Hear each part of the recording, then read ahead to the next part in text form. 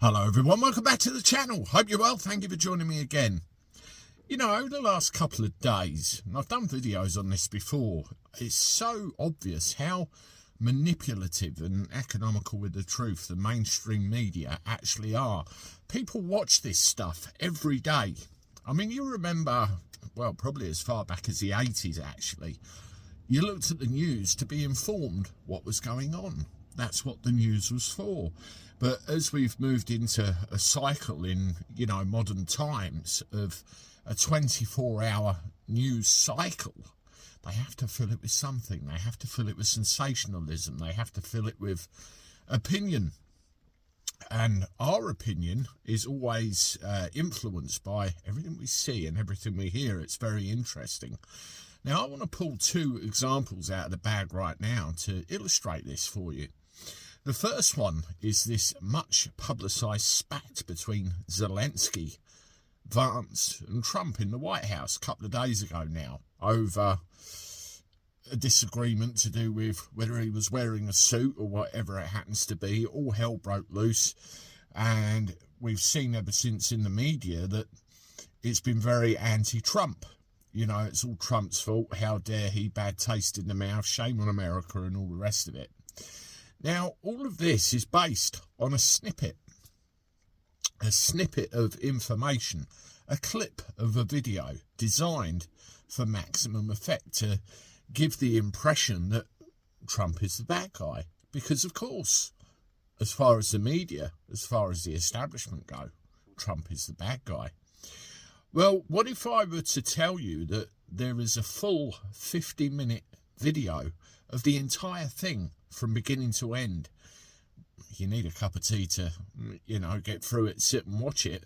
And if you watch how it starts, how it degenerates, and who's responsible for that degeneration, I mean, don't get me wrong, it was ugly scenes, and, you know, perhaps those conversations should have been in private rather than on the world stage, but you can really get an impression of the direction of travel, where it actually falls down, who's really responsible for it.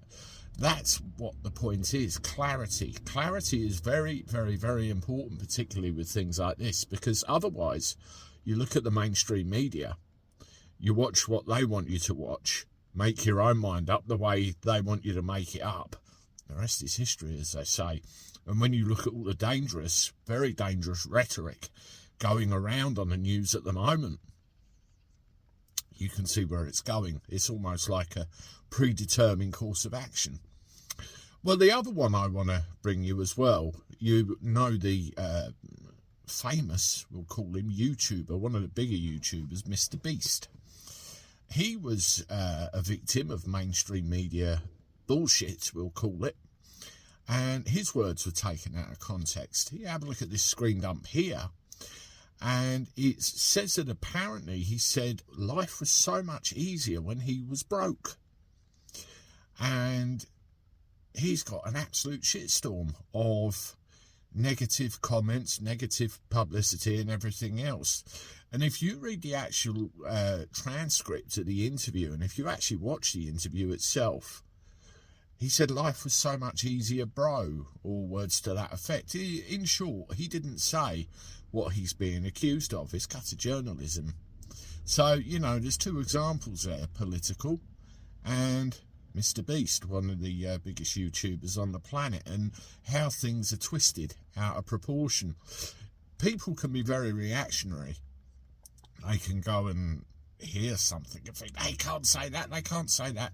But they don't do their research at all and just take everything what they're told at face value, because at the end of the day, the press doesn't lie, does it? Excuse me while I get my cheek sorted out, my tongue out of it. You see the problem there? Very, very manipulative. Anyway, let me know what you think in the comments. Let me know your experiences. And as always, I look forward to talking to you soon. Toodaloo.